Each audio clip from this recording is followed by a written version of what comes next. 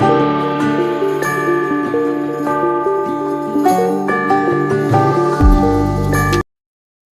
Students, welcome to physics learning family. मैं हूं मुस्तफा मंजूर।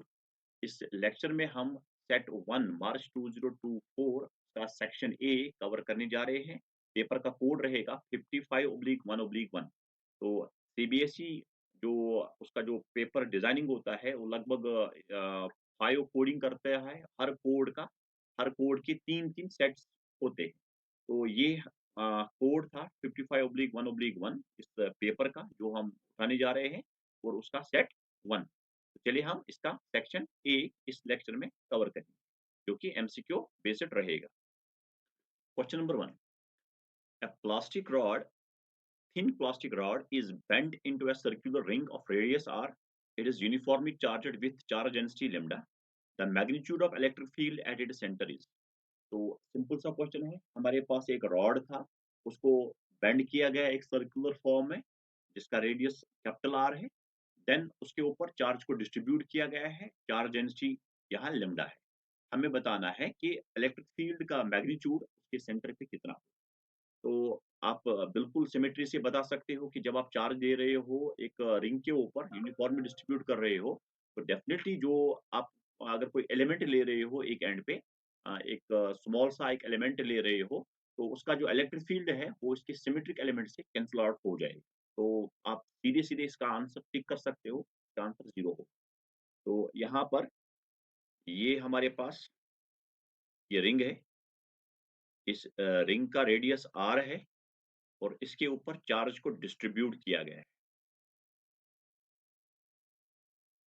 ये हमने चार्ज को डिस्ट्रीब्यूट किया है इस सर्कल के बाउंड्री के ऊपर। ओके, तो हमें यहाँ पर सेंटर वाले पॉइंट पे इलेक्ट्रिक फील्ड बताना है। तो अगर आप यहाँ पे एक एलिमेंट ले रहे हो, एक स्मॉल एलिमेंट ले रहे हो, तो अगर ये पॉजिटिव चार्ज है, आप नेगेटिव चार्ज भी डिस्ट्रीब्यूट कर सकते हो, बस फील्ड का डायरेक्शन जो है वो चेंज हो जाएगा। तो यहाँ इस वाले एलिमेंट से जो फील्ड इस वाले पॉइंट पे होगा, तो बिल्कुल आप समझो कि वो इधर की ओर होगा। तो अगर मैं इस एलिमेंट का सिमेट्रिक एलिमेंट, अपोजिट एलिमेंट जो होगा वो ये ले रहा हूँ, इसका इलेक्ट्रिक फील्ड बिल्कुल इसके अपोजिट में होगा। With result in symmetric element का जो नेट कंट्रीब्यूशन होगा फील्ड का इस सेंटर पॉइंट पे, वो कैंसल आउट होगा, वो 0 होगा। सिमिलरली आप और एलिमेंट्स का कंट्रीब्यूशन यहाँ इस वाले पॉइंट पे कैलकुलेट कर सकते हो, वो भी 0 ही होगा। तो यानी जो नेट फील्ड जो रहेगा at the centre, it will be 0। Option number B will be the correct. Okay, चलिए next question. 10 capacitors, each of capacitance 1 microfarad are connected in parallel to a source of 100 volts. तो हमने capacitors को parallel में connect किया है। ये रहा पहला capacitor. Similarly, we have the another capacitor of same capacitance and so on, so on, so on, so on. ये रहा 10वां कैपेसिटर। तो हर एक का कैपेसिटेंस 1 माइक्रोफैरड बताया गया है, 1 माइक्रोफैरड बताया गया है, और इसको एक बैटरी के साथ कनेक्ट किया गया है। ये बैटरी है, एक सोर्स है जिसका वोल्टेज 100 वोल्ट है। हमसे टोटल एनर्जी पूछा गया है। तो सबसे पहले आप इस नेटवर्क को देखो, ये जो पैरेलल कॉम्बिनेशन है इस कैपेसिटर्स का, तो हम पहले इसका इक्विवेलेंट कैपेसिटेंस फाइंड करेंगे। तो जब आप कैपेसिटर्स को पैरेलल कनेक्ट करते हो, इक्विवेलेंट कैपेसिटेंस का जो वैल्यू होता है that is the sum of the individual capacitance. तो जो इक्विवेलेंट कैपेसिटेंस का वैल्यू होगा, ये C1 plus C2 plus so on up to C10। ये 10 कैपेसिटर्स के कैपेसिटेंस का सम होगा। तो सब कैपेसिटेंस सेम है 1 माइक्रोफैरड, तो it is 10 into 1, that is 10 microfarad इसका नेट कैपेसिटेंस। ओके, तो टोटल एनर्जी स्टोर जो होगा कैपेसिटर का, इस कैपेसिटर का, वो हाफ CV स्क्वायर होगा, क्योंकि यहाँ V गिवन है और C आपने कैलकुलेट किया है।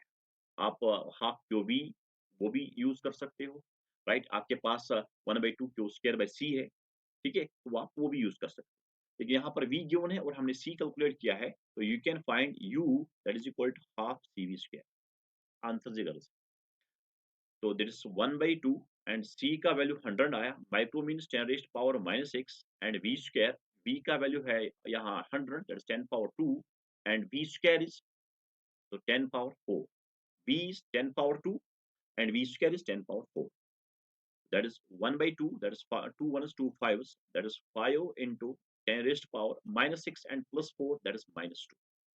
So 5 into 10 raised to power minus 2 joules, ये इसका answer. So 5 into 10 power minus 2, so option number D will be the correct. Okay, बिल्कुल स्ट्रेट फॉरवर्ड क्वेश्चंस है, उतना रॉकेट साइंस नहीं है कि जिसमें आपको बिल्कुल वो एडवांस लेवल के क्वेश्चंस नहीं है, straight forward direct formula based question. चलिए हम नेक्स्ट क्वेश्चन की ओर बढ़ते हैं. Question number 3. तो एक सर्किट गिवन है, हमसे पूछा गया है potential difference between A and B. तो सपोज के लिए आप इस वाले बैटरी के वोल्टेज को E1 कहो और दूसरे बैटरी के वोल्टेज को E2 कहो, राइट. आप इस रेजिस्टर को आप इंटरनल रेजिस्टेंस ट्रीट कर सकते हो. क्वेश्चन को फ्रेम करने वाले ने डायरेक्टली नहीं बताया है कि ये इंटरनल रेजिस्टेंस है, आप इसको इंटरनल रेजिस्टेंस मान सकते हो. इसको आप R1 कहो, इसको आप R2 कहो, ठीक है, ताकि आपको ये एनालॉजी हो जाएगा एक फॉर्मूला के साथ, ये रिजेंबल करेगा फिर एक फॉर्मूला के साथ जो आपने पढ़ा होगा आप करंट इलेक्ट्रिसिटी. तो हमारे पास जो फॉर्मूला है यानी ए और बी का जो पोटेंशियल डिफरेंस है, दैट इज पहली बैटरी का ईएमएफ दूसरी वाली ब्रांच का, इसको आप ब्रांच बोलते हो, ये एक ब्रांच है, ये दूसरा ब्रांच. ओके, तो E1 इंटू सेकंड वाले ब्रांच का इंटर रेजिस्टेंस R2 प्लस पहले सेकंड वाले ब्रांच का ईएमएफ दैट इज E2 पहले वाली ब्रांच का inter resistance R1 divided by R1 plus R. Okay, तो यहाँ E1 12 है और R2 जो है इट इज 0.5 प्लस E2 हमारा है 6 एंड R1 हमारा है 1 अपॉन 1 प्लस 0.5 एंड वोल्टेज निकाल रहे हैं तो वोल्ट इसका यूनिट होगा. तो 12 इंटू 0.5, तो 12 का आधा होता है 6 plus 6 into 1 is 6 divided by 1.5 that is 12 upon 1.5 and 12 को जब 1.5 से डिवाइड करोगे तो ये आपका 8 वोल्ट आ जाए. तो option number B will be the correct answer. Okay, तो बिल्कुल डायरेक्ट फॉर्मूला क्वेश्चन था ये. ऐसे सर्किट्स को आप और सॉल्व कर लो. एनसीईआरटी की जो एक्सरसाइज है आप और मल्टीपल प्रैक्टिस उसकी कर. ओके, चलिए हम नेक्स्ट क्वेश्चन की ओर बढ़ते हैं. Question number 4. A loop carrying current I clockwise is placed in XY plane in a uniform magnetic field directed along Z axis. तो हमारे पास एक लूप है जो कैरी करती है करंट I, को प्लेस किया गया है XY प्लेन में. तो सपोज ये हमारा XY प्लेन है.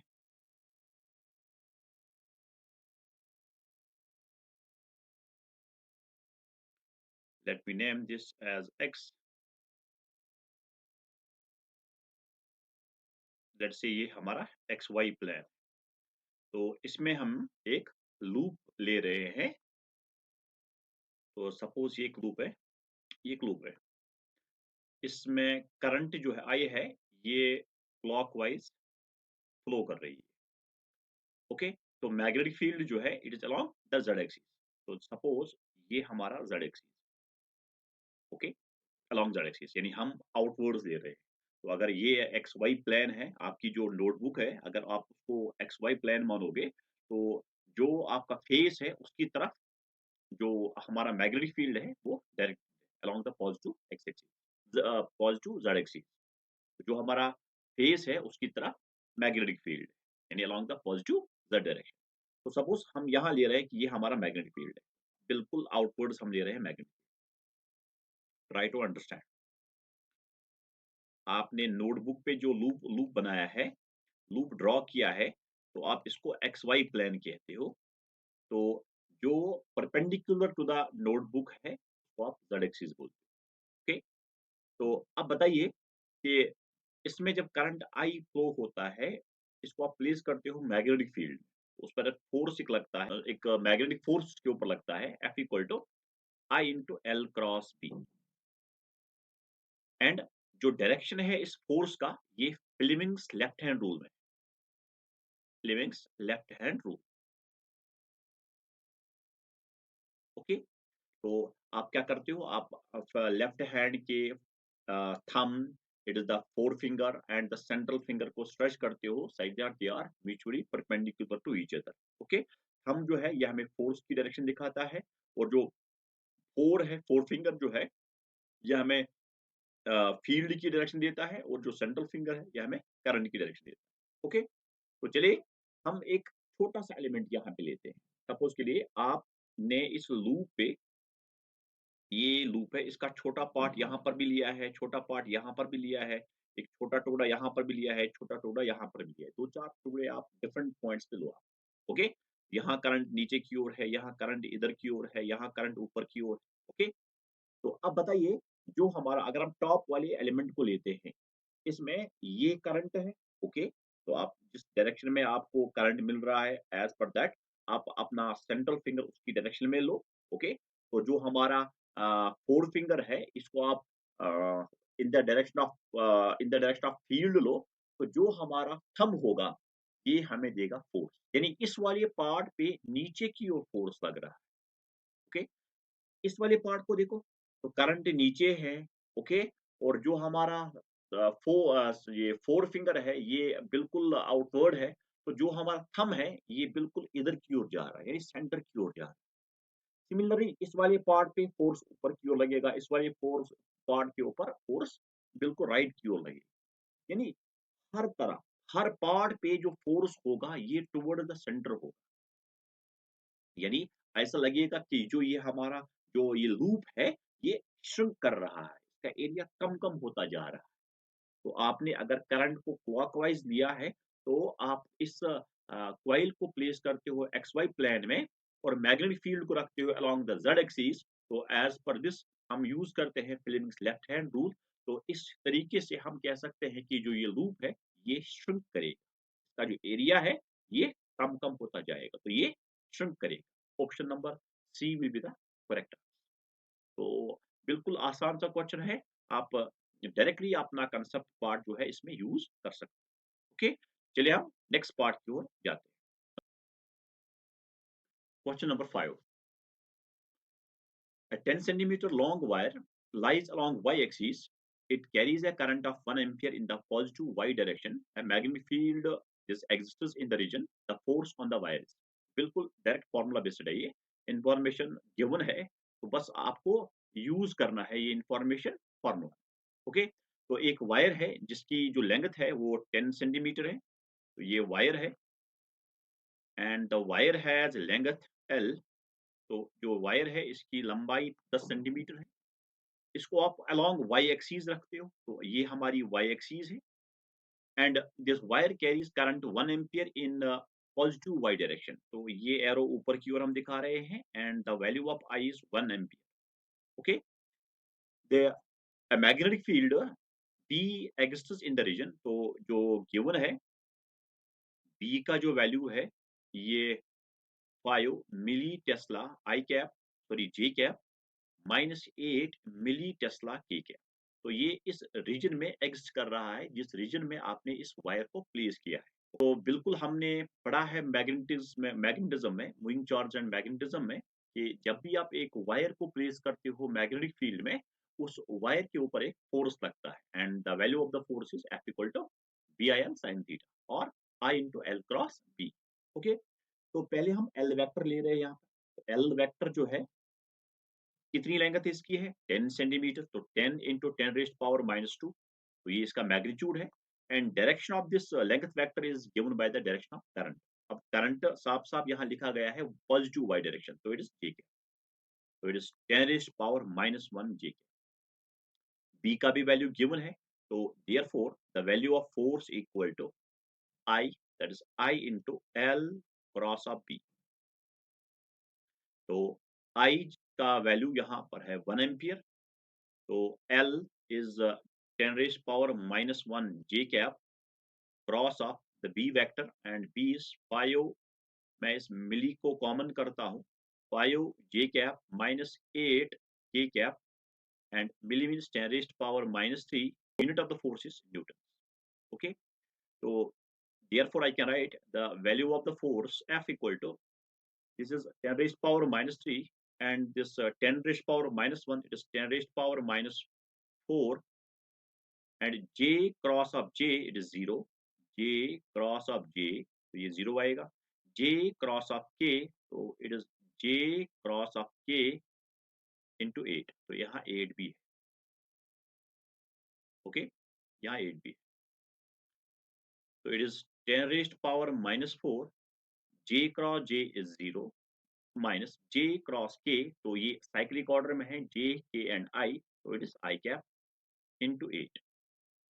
तो यहाँ आंसर है -8 इंटू 10 रेज्ड पावर -4, तो you can write it as 0.8, तो बचा है 10 पावर -3, इसको आप मिली लिख सकते हो बेटा, मिली न्यूटन आई क्या, तो 0.8 आई 0.8 मिली न्यूटन आई क्या, तो बी पार्ट जो है ये हमारा करेक्ट ऑप्शन। ओके, तो बिल्कुल सब कुछ दिया गया है, तो बस आपको यहाँ पर खाना है, फार्मूला याद होना चाहिए, कंसेप्ट पार्ट आपका क्लियर होना चाहिए, तो आप ऐसे क्वेश्चंस को इजीली अटेम्प्ट कर सकते। ओके, तो चलिए आप और क्वेश्चंस की प्रैक्टिस कर लो, जो भी एक्सरसाइज है इसके ऊपर जो भी क्वेश्चंस बनाए गए हैं उन क्वेश्चंस को आप और उनकी प्रैक्टिस कर लो, ताकि जो आपका जो हाथ है वो और सेट हो जाए। ओके, चलिए नेक्स्ट क्वेश्चन की ओर बढ़ते हैं। Question number 6, a galvanometer of resistance G ohms is converted into an ammeter of range 0 to I amperes। तो ये कन्वर्जन जो हम गैल्वेनोमीटर का करते हैं एमीटर या वोल्ट मीटर, तो उसके ऊपर ये फ्रेम किया गया है। तो अगर आपको याद होगा, तो हम जब गैल्वेनोमीटर को कन्वर्ट करते हैं एमीटर में, हम एक वेरी स्मॉल रेजिस्टेंस जिसको आप शंट रेजिस्टेंस बोलते हो, उसको आप पैरेलल में कनेक्ट करते हो galvanometer. Why? Why we connect a shunt resistance in parallel to the galvanometer? Why? Because कि जो ओवरऑल रेजिस्टेंस होनी चाहिए एमीटर की वो बहुत कम होती है। आइडियल एमीटर की जो रेजिस्टेंस होती है that's almost zero for ideal ammeter. Okay, तो चलिए हम सबसे पहले ये क्वेश्चन को अंडरस्टैंड करते हैं। क्वेश्चन कह रहा है कि हम एक गैल्वेनोमीटर को जिसका रेजिस्टेंस G है, तो अगर ये हमारा गैल्वेनोमीटर है and the resistance of the galvanometer is G, इसको आप एक एमीटर में कन्वर्ट करते हो, तो हम जब इसको कन्वर्ट करते हैं, सिंपली ये हमारा गैल्वेनोमीटर है and we connect a very small resistance that we called as the shunt resistance in parallel to the galvanometer. तो ये जो हमारा सेटअप है, इसी सेटअप को हम एमीटर बोलते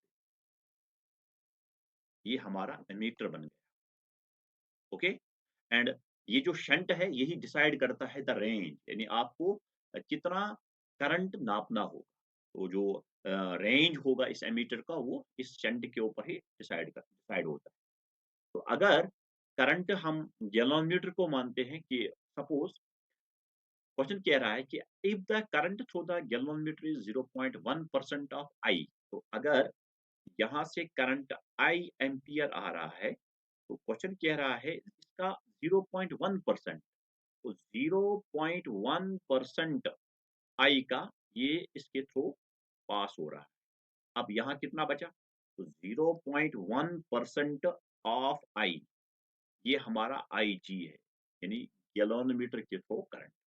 तो आप यहाँ लिख सकते हो कि आई जी जो है it is 0.1 upon 100 I, it is nothing but 1 upon 1000 आई। अब रिमेनिंग करंट आई में से यहाँ से जो कितना करंट जाएगा, तो ये हमारा आई एस है, तो ये टोटल करंट में से आप आई जी को माइनस कर दो। इसका मतलब है कि जो आई एस होगा ये होगा I minus I G, that is I minus I G is 1 upon 1000 I, that is nothing but 1000 minus 1 is 999 upon 1000 I, तो ये हमारा शंट के थ्रू करंट है। ओके, तो हमसे रेजिस्टेंस पूछा गया है इस एमीटर का, तो एमीटर की जो रेजिस्टेंस है आर, तो आप जब दो रेजिस्टेंसेस को पैरेलल में कनेक्ट करते हो, तो इक्विवेलेंट रेजिस्टेंस का जो वैल्यू है वो प्रोडक्ट डिवाइडेड बाय सम होता है, यानी आप इन रेजिस्टेंसेस को प्रोडक्ट कर दो डिवाइडेड बाय सम कर दो। ठीक है, यानी आप जब इक्विवेलेंट रेजिस्टेंस फाइंड करते हो रेजिस्टेंस इन पैरेलल में, तो इक्विवेलेंट रेजिस्टेंस का जो रेसिप्रोकल होता है वो sum of reciprocal of individual resistance होता है। ठीक है, तो फॉर टू रेजिस्टेंसेस आप जब सिंपलीफाई करते हो you will get this result.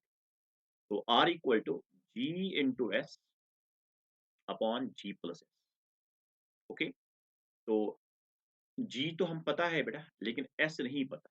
तो एस को फाइंड करने के लिए हम यहाँ यूज़ करते हैं कि जो पोटेंशियल डिफरेंस होगा, ये 2 रेजिस्टेंसेस जो है ये पैरेलल में है, मीन्स इनका वोल्टेज, इनका पोटेंशियल डिफरेंस सेम होगा।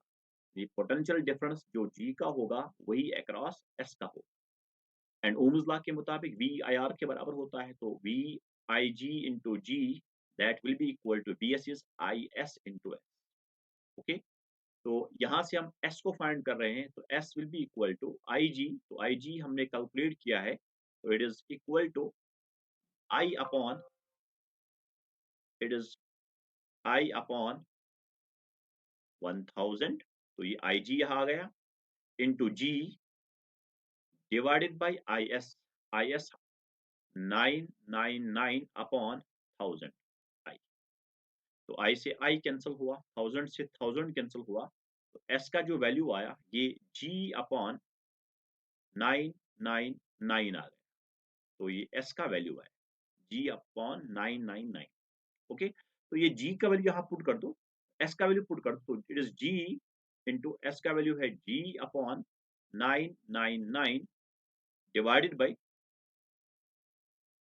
By g plus s। तो g plus s is, I can write here, तो मैं पहले g प्लस s कैलकुलेट करता हूँ। तो g का वैल्यू है g plus s is g upon 999। तो answer is 1000 g upon 999। Okay, तो इट इज 1000 g अपॉन 999। तो 999 से 999 कैंसिल हुआ, g से g कैंसिल हुआ, एंड आंसर जो है ये g upon 1000। g upon 1000 is option number B. Okay, तो बिल्कुल आप इसको एवरेज लेवल कह सकते हो, हार्ड नहीं है बट स्लाइटली लेंथी है। ओके, तो इसमें 2-3 मिनट्स का आपको टाइम लगेगा इस क्वेश्चन को अप्रोच कर। ओके, बट डिफिकल्ट नहीं है। चलिए हम नेक्स्ट क्वेश्चन की ओर बढ़ते हैं।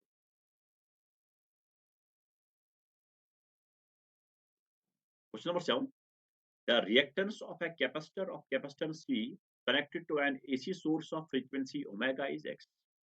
तो कैपेसिटिव रिएक्टेंस इस कैपेसिटर का बताया गया है, ये x है। कैपेसिटिव रिएक्टेंस ये अपोर्शन होती है जो एक कैपेसिटर ऑफर करता है to the flow of AC. तो कैपेसिटिव रिएक्टेंस जिसको आप एक्स सी से डिनोट करते हो, ये 1 अपॉन ओमेगा सी होता है, और क्वेश्चन में इसका वैल्यू एक्स बताया गया है। नाउ कुछ चेंज किया गया है, कैपेसिटेंस कैपेसिटर का डबल किया गया है। तो कैपेसिटेंस जो नया है ये इसको डबल किया गया है 2c। फ्रीक्वेंसी जो सोर्स का इसको ट्रिपल किया गया है। तो फ्रीक्वेंसी जो ओमेगा डैश है इसको आप 3 टाइम्स लो जो पहले दिया गया या जो हम पहले ले रहे हैं। तो अब नया जो रिएक्टेंस है, हमसे रिएक्टेंस पूछा गया है, तो इसमें जो चेंज आएगा वो कितना आ जाएगा, यानी रिएक्टेंस जो नया वैल्यू है वो हमें हमें बताना है। तो X dash C it will be equal to 1 upon frequency नया वाला एंड कैपेसिटेंस नया वाला। तो 1 upon omega dash is 3 omega into C dash is 2c, that is 1 upon 6 times omega C. तो 1 अपॉन ओमेगा सी जो हमारा है ये x है, तो x में लिखा गया है इट्स x अपॉन 6। तो कैपेसिटिव रिएक्टेंस जो है ये x अपॉन 6 आ, ऑप्शन नंबर ए। ओके, तो बिल्कुल फॉर्मूला बेस्ड है ये। तो कैपेसिटेंस जो हम ले रहे हैं, चाहे कैपेसिटिव रिएक्टेंस चाहे इंडक्टिव रिएक्टेंस, तो एलसीआर सर्किट आप पूरा पढ़ के रखना, तो अच्छे से उसका पावर फैक्टर जो है वो पढ़ लेना, राइट। यानी उसमें जो वोल्टेज जो जो करंट है उसका फेज किसमें कितना होता है। ओके, और वाटलेस करंट वाटफुल करंट, ये आप बिल्कुल अच्छे से उसकी तैयारी करना, आपको डेफिनेटली एक क्वेश्चन मिल जाएगा उसके। ओके, तो चलिए हम नेक्स्ट क्वेश्चन की ओर बढ़ते हैं। Question number 8, in the 4 regions first second third and fourth the electric fields are described as. तो 4 रीजन में इलेक्ट्रिक फील्ड जो है इनको डिस्क्राइब किया गया है। तो जैसे कि पहले वाले रीजन में E X is equal to E not sine के जेड माइनस ओमेगा टी। तो ये देखिएगा आप कि जो हमारा इलेक्ट्रिक फील्ड है ये पोजीशन और टाइम दोनों के ऊपर डिपेंड करता है। तो यानी टाइम चेंज करो आप तो इलेक्ट्रिक फील्ड का जो वैल्यू है ये चेंज हो जाएगा। तो यानी ये हमारा टाइम वेरिंग इलेक्ट्रिक फील्ड है, is the time varying electric field. दूसरा region E x equal to E naught, तो बिल्कुल ये एक स्टैटिक फील्ड है, यानी ये हमारा एक कांस्टेंट फील्ड है। ओके, यानी जिसको आप यूनिफॉर्म इलेक्ट्रिक फील्ड बोलते हो। E x equal to E not sine के जेड, तो बिल्कुल ये कोऑर्डिनेट के ऊपर डिपेंड करता है, ये टाइम के ऊपर डिपेंड नहीं करता। यानी आप अगर जेड को चेंज कर रहे हो तो आपको different value of the field मिलेगा। यानी टाइम चेंज करने से उस पॉइंट का फील्ड चेंज नहीं होगा। तो जो जिस कोऑर्डिनेट पे आप हो, जिस जेड पे आप हो, उसका वैल्यू जो है टाइम के साथ साथ चेंज नहीं हो जाएगा। तो दोनों थर्ड और फोर्थ में they are not time varying, ये टाइम वेरिंग नहीं है, टाइम वेरिंग इलेक्ट्रिक फील्ड ये नहीं। तो हमसे पूछा गया है तो displacement current will exist in the region, किस रीजन में डिस्प्लेसमेंट करंट एग्जिस्ट करेगा। तो डिस्प्लेसमेंट करंट एक्चुअली इसको क्वाइन किया था जेम्स क्लर्क मैक्सवेल ने। तो जब हम एम्पियर सर्किट लॉ को एक कैपेसिटर में अप्लाई करते हैं तो वहां पर कंस्टेंसी आपको नहीं मिलेगा, law of conservation of charge. Okay, तो आपको वहां पर जो करंट है, जो वायर के थ्रू करंट आता है जिसको आप बोलते हो इलेक्ट्रॉनिक करंट या कंडक्शन करंट, तो कंडक्शन करंट तो एक प्लेट पे आ जाता है लेकिन वहां से कोई करंट बाहर नहीं आ जाता। तो उस चीज को कंस्टेंट बनाने के लिए जेम्स क्लर्क मैक्सवेल ने इस डिस्प्लेसमेंट करंट को इंट्रोड्यूस किया, एंड ये सोर्स बनता है मैग्नेटिक फील्ड का, and it arises because of the time varying electric field. Okay, तो इसका रीजन ही यही है कि टाइम वेरिंग इलेक्ट्रिक फील्ड होना चाहिए, तब आप इसको डिफाइन करते हो। एंड इसमें आप इस आईडी को डिफाइन करते हो epsilon naught rate of change of electric flux with respect to time, यानी इलेक्ट्रिक फ्लक्स टाइम के साथ साथ वेरी करना चाहिए, तब जाके आप इस आईडी को डिफाइन करते हो। ओके, तो यहाँ पर हम ऑप्शन नंबर ए जो हमारा रीजन नंबर 1 है, रीजन 1 में ही हम इस डिस्प्लेसमेंट करंट को डिफाइन कर सकते हैं, यानी ये एग्जिस्ट करेगा रीजन नंबर 1 में ही, बाकी इन रीजन में डिस्प्लेसमेंट करंट एग्जिस्ट नहीं करेगा। ओके, तो चलिए, तो and time varying electric field जो है it gives rise to the time varying magnetic field, तो यानी यहाँ पर हमें टाइम वेरिंग मैग्नेटिक फील्ड भी मिलेगा, तो मैग्नेटिक फील्ड यहाँ एग्जिस्ट करेगा। ओके, एंड ये जो डिस्टर्बेंस है ये हम इलेक्ट्रोमैग्नेटिक वेव इसको हम कहते हैं। ये जब आप टाइम वेरिंग इलेक्ट्रिक फील्ड से टाइम वेरिंग मैग्नेटिक फील्ड की तरफ जाते हैं, and in turn that time varying magnetic field will produce time varying electric field, and that disturbance is called as electromagnetic wave. तो इसकी जो सिग्निफिकेंस है is tremendous, and electromagnetic waves में हम इसकी सिग्निफिकेंस पढ़ते हैं। ओके, तो चलिए हम नेक्स्ट क्वेश्चन की ओर। तो इसका ऑप्शन नंबर ए करेक्ट, तो ए जो है ये है इसका correct option. Question number 9, the transition of electron that gives rise to the formation of second spectral line of the Balmer series. तो बाल्मर सीरीज हमें मिलता है, बाल्मर सीरीज, तो हाइड्रोजन जो हमें स्पेक्ट्रम मिलता है, we get the Balmer series when the transition of electron is from n equal to 3, 4, 5 so on to n equal to 2। तो यानी जो हमारा फाइनल ऑर्बिट होना चाहिए, फाइनल जो हमारा लेवल है वो n equal to 2 है, एंड इलेक्ट्रॉन जो है ये जंप कर सकता है from 3, 4, 5 and so on. Okay, तो अगर आप इनिशियल ले रहे हो 3 और फाइनल ले रहे हो 2, this is the first, you get the first spectral line. If the initial is n equal to 4 and final is n equal to 2, you get the second spectral line, and so on। okay, तो जो Balmer series है ये visible region में fall होता है। Okay, तो अगर n final जो है अगर ये 1 है, and electron is making a transition from 2, 3, 4 and so on, then you get the, तो जो स्पेक्ट्रल लाइन हमें मिलती है वो लाइमन सीरीज में फॉल होती है। ओके, लाइमन सीरीज जो है ये हमारे अल्ट्रा वायलेट रीजन में फॉल होता है। ओके, तो हमारा जो यहाँ पर क्वेश्चन था ये पूछ रहा था कि सेकंड जो स्पेक्ट्रल लाइन है बाल्मर सीरीज की वो कौन सी इलेक्ट्रॉन की ट्रांजिशन है। तो ये सेकंड ट्रांजिशन है Ni4 है, Nf जो है वो हमारा 2। ऑप्शन नंबर सी जो है ये इसका करेक्ट आंसर। ओके, तो चलिए हम नेक्स्ट क्वेश्चन की ओर बढ़ते हैं। Question number 10, germanium is doped with arsenic due to doping. तो अगर हम जर्मेनियम को आर्सेनिक से डोप करते हैं तो डोपिंग से क्या होगा? तो सबसे पहले मुझे अंडरस्टैंड करना है कि जो हमारा डोपंट है, यानी जो करने वाले हैं इस प्योर सेमीकंडक्टर में, वो ट्राइवैलेंट है या पेंटावैलेंट। यूजुअली हम 2 किस्म के इम्प्यूरिटीज एक प्योर सेमीकंडक्टर में ऐड करते हैं। क्यों करते हैं ऐड? क्योंकि जो प्योर सेमीकंडक्टर होता है उसकी कंडक्टिविटी यूजुअली पुअर होती है, और उसकी कंडक्टिविटी को एनहांस करने के लिए हम या ग्रुप थर्ड या ग्रुप फिफ्थ वाला एटम, जो कॉर्नर एटम होता है, वो ऐड करते हैं। और साइज जो इनका होता है ऑलमोस्ट ये सेम होता है। That's why we usually prefer group 3 और ग्रुप फिफ्थ एटम। ओके, तो अगर हम ग्रुप 3 एटम की बात करें, जिसमें आता है बोरान, जिसमें आता है aluminium, gallium, indium and thorium. Okay, तो इनकी वैलेंसी वैलेंसी जो इसकी है वो 3 है। दैट्स व्हाई इनको हम ट्राइवैलेंट इम्प्यूरिटी बोलते हैं, ट्राइवैलेंट इम्प्यूरिटी। ओके, तो जब हम इस ग्रुप 3 वाला एटम ऐड करते हैं एक प्योर सेमीकंडक्टर में, जो कि हमारा चाहे सिलिकॉन क्रिस्टल है, चाहे हमारा जर्मेनियम क्रिस्टल है, इन जो जर्मेनियम सिलिकॉन है ये टेट्रावैलेंट होता है। तो अगर हम एक जर्मेनियम एक क्रिस्टल को देखते हैं, जर्मेनियम है, ये जर्मेनियम है, जर्मेनियम, ये जर्मेनियम है। तो सपोज हमने इसमें एक जर्मेनियम को रिप्लेस किया है बाय सपोज अल्युमिनियम। ओके, तो जर्मेनियम के पास तो 4 वैकेंसीज हो सकते हैं, लेकिन अल्युमिनियम जो है इसकी वैलेंसी 3 है। और 3 के साथ बॉन्ड बनाते हैं, कोवलेंट बॉन्ड बनाते हैं, लेकिन एक जो है ये एम्प्टी रहता है। यानी यहाँ पर इस अल्युमिनियम में हम अज्यूम कर सकते हैं कि यहाँ पर जो एम्प्टी स्टेट है, आप इसको होल कह सकते हैं।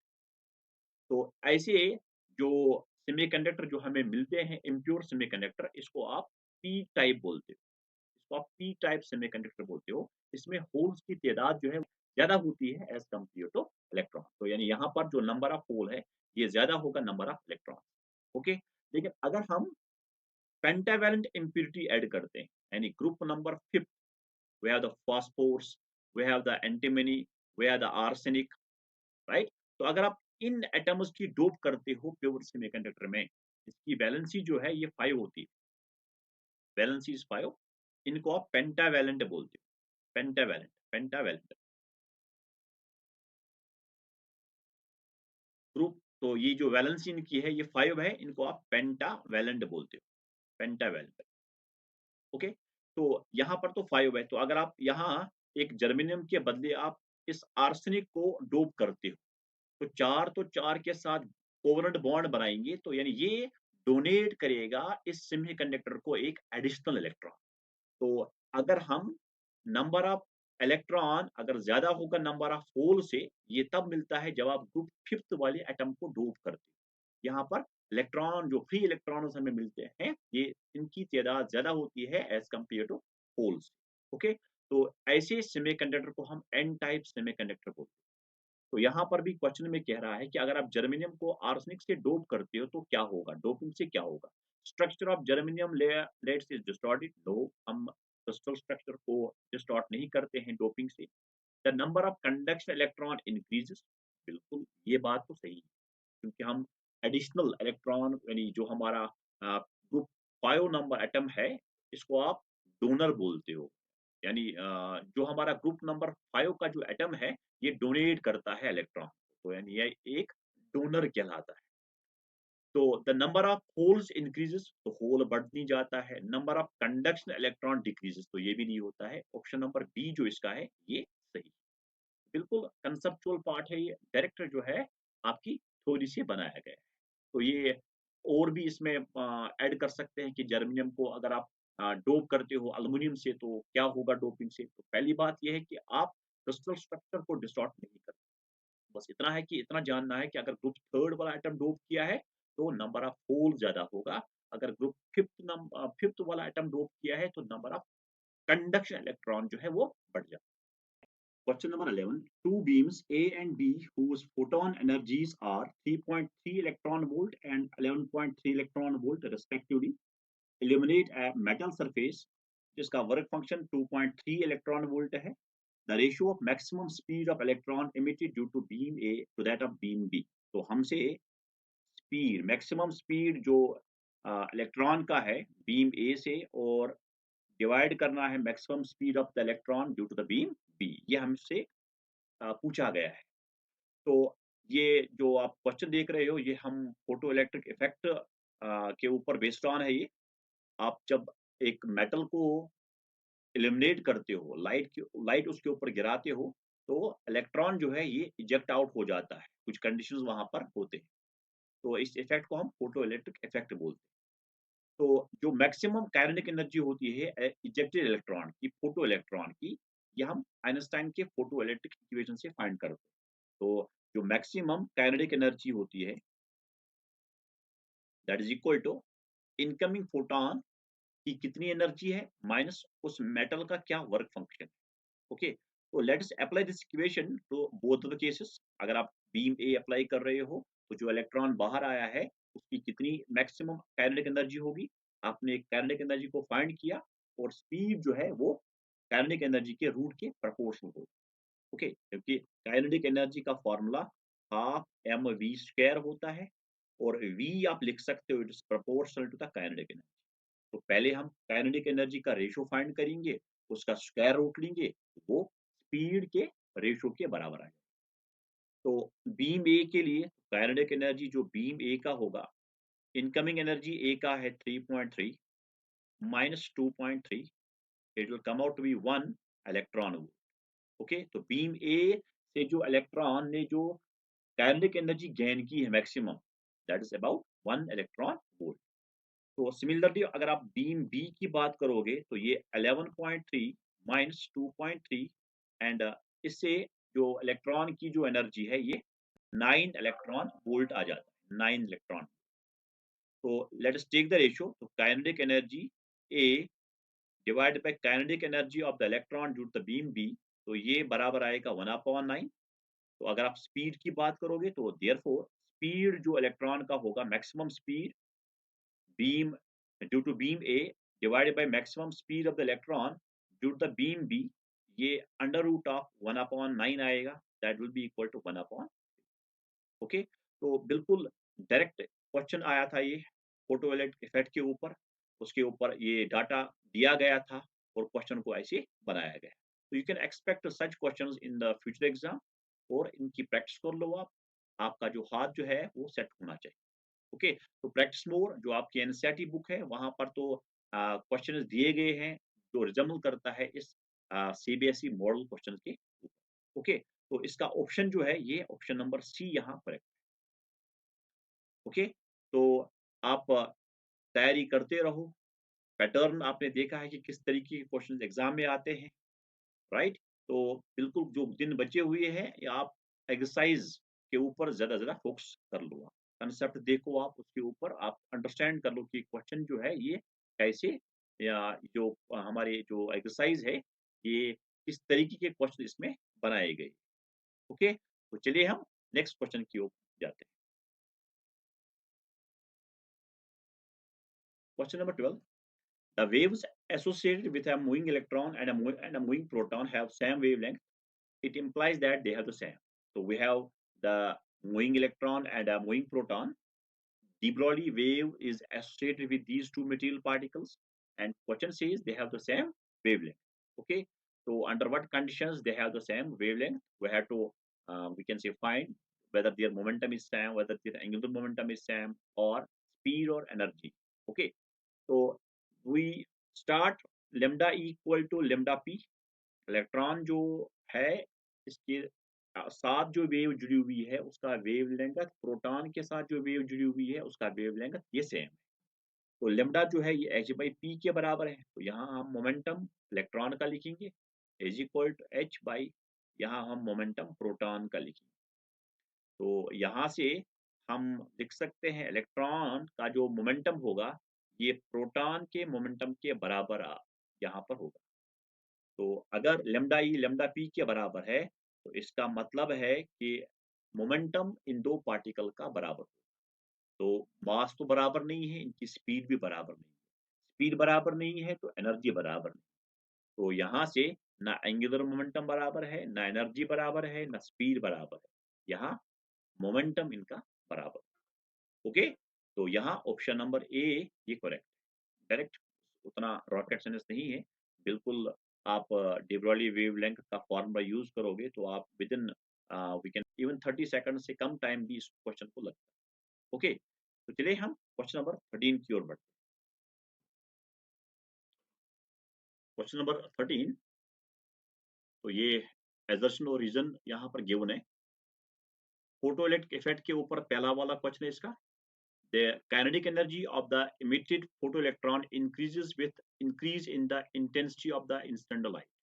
Okay, तो अगर आप जिस current versus voltage potential difference का ग्राफ प्लॉट करते हो, जब आप वेरी करते हो इंटेंसिटी और जब आप वेरी करते हो फ्रीक्वेंसी, तो आपको वहां से मैं ग्राफ यहाँ प्लॉट कर रहा हूँ।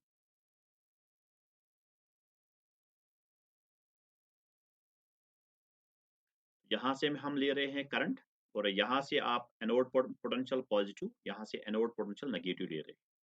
तो आपको कुछ ग्राफ इस तरह का मिलता है। जब आप एनोड को मोर नेगेटिव बनाते हो तो ये वो पॉइंट है जहां पर फोटो करंट जीरो जीरो होती है। ओके, तो यानी इस मिनिमम नेगेटिव पोटेंशियल को आप स्टॉपिंग पोटेंशियल बोलते हैं, वी नॉट। ओके, तो जब आप इंटेंसिटी को बढ़ाते हो, if this is for intensity I1, जब आप इंटेंसिटी को बढ़ाते हो तो सैचुरेशन करंट जो है वो बढ़ जाता है, मगर जो स्टॉपिंग पोटेंशियल है ये सेम रहता है। यानी इसका मतलब है कि जो इलेक्ट्रॉन इजेक्ट आउट हुए हैं फ्रॉम द मेटल सरफेस, ये इंटेंसिटी के ऊपर डिपेंड नहीं करते। तो यहाँ पर ये कह रहा है कि जो काइनेटिक एनर्जी है इमिटेड फोटो इलेक्ट्रॉन की, ये बढ़ जाता है इंटेंसिटी बढ़ने से, जो कि बिल्कुल गलत है। ओके, तो photo current depends on the wavelength of the instant light.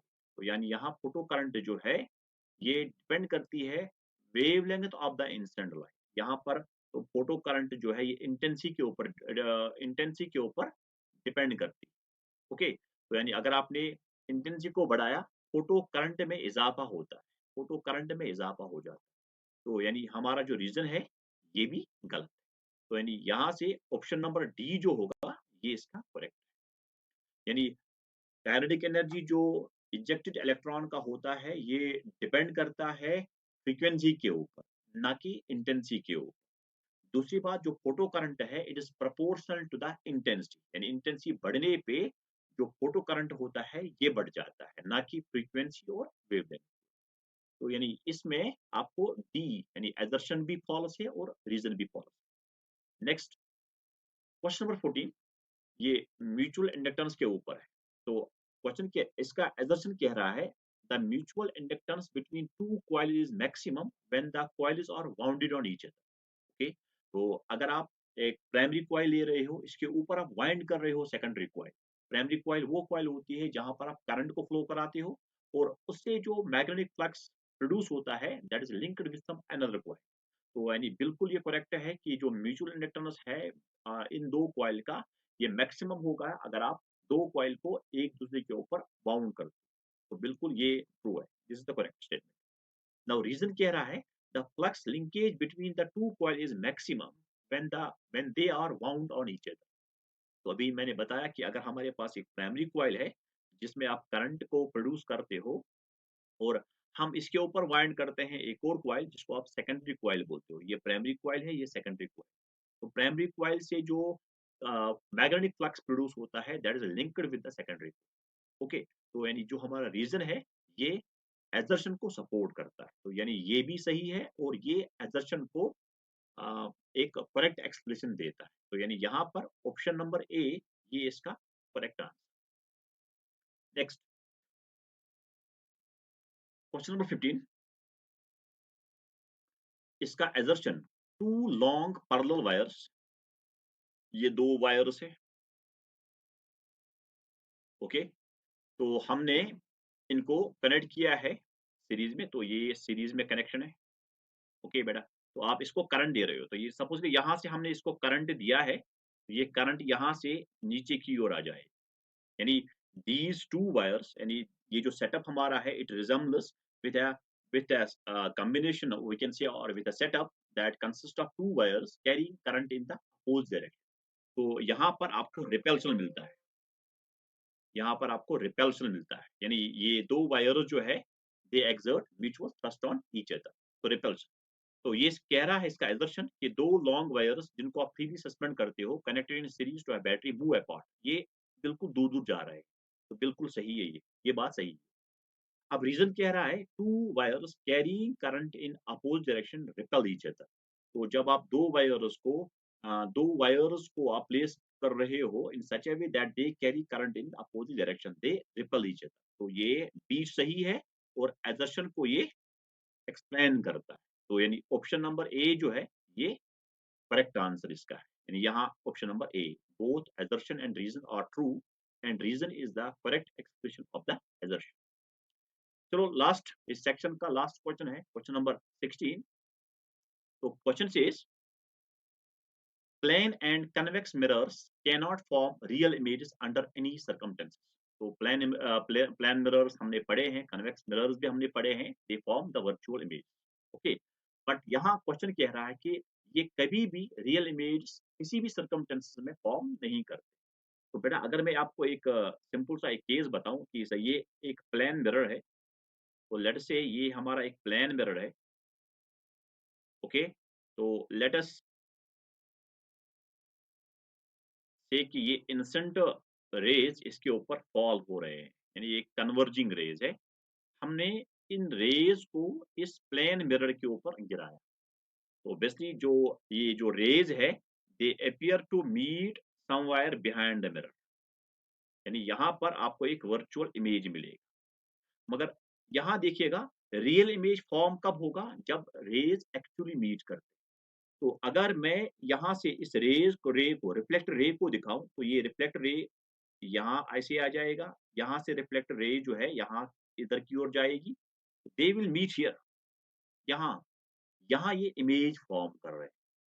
What about this, जो बैक साइड में आपने रेज़ों को प्रोड्यूस कराया, ये डेफिनिटली एक वर्चुअल इमेज है, ये तो वर्चुअल इमेज है। But this virtual image will act as an object for this image. यहाँ पर जो इमेज बनती है, ये बेटा रियल इमेज बनती है।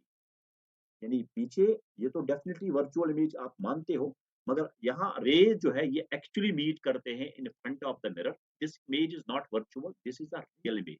और ये जो ऑब्जेक्ट, ये जो आप वर्चुअल इमेज दिखा रहे हो, ये इसके लिए वर्चुअल ऑब्जेक्ट का काम करता है। तो यानी जो assertion है, हम यहाँ कहेंगे कि ये फॉल्स है। इस सर्कमस्टेंस में, इस वाले केस में प्लेन मिरर ने एक रियल इमेज प्रोड्यूस की है। रीजन कह रहा है ए वर्चुअल इमेज। तो जैसा कि यहाँ पर ये जो वर्चुअल इमेज है, हमने इस वाले केस में वर्चुअल इमेज ये जो बिहाइंड द मिरर बन गया। क्वेश्चन कह रहा है, रीजन कह रहा है virtual image can not serve as an object to produce a real image. ये कभी भी सर्व नहीं कर सकता। हमने तो इस वाले केस में जाना है कि जो ये जो हमारा वर्चुअल इमेज है, it will act as an object for this real image. तो ये बात बी सही है, सही है, तो ये बात बी गलत है। यहाँ दोनों assertion और रीजन गलत है। तो ऑप्शन नंबर डी, ये भी ये भी ऑप्शन नंबर डी जो इसका है ये करेक्ट है। तो उम्मीद है कि आपको ये जो क्वेश्चन है या जो सीरीज जो आपने आज की देखी है सेक्शन ए की, ये आपको इससे आपको फायदा जरूर मिला होगा। तो आगे आने वाले और भी सेक्शंस है, और भी लेक्चर्स आने वाले हैं, तो जरूर आप उनको देखिएगा। और सपोर्ट के लिए आप वीडियो को लाइक करिएगा, चैनल को आप सब्सक्राइब कर दीजिए, ताकि थोड़ा कॉन्फिडेंस मिल जाता है, थोड़ा इनकरेज इंसान हो जाता है और वीडियोस बनाने के। तो हम नेक्स्ट वीडियो में मिलते हैं, तब तक के लिए Allah, take care and good bye.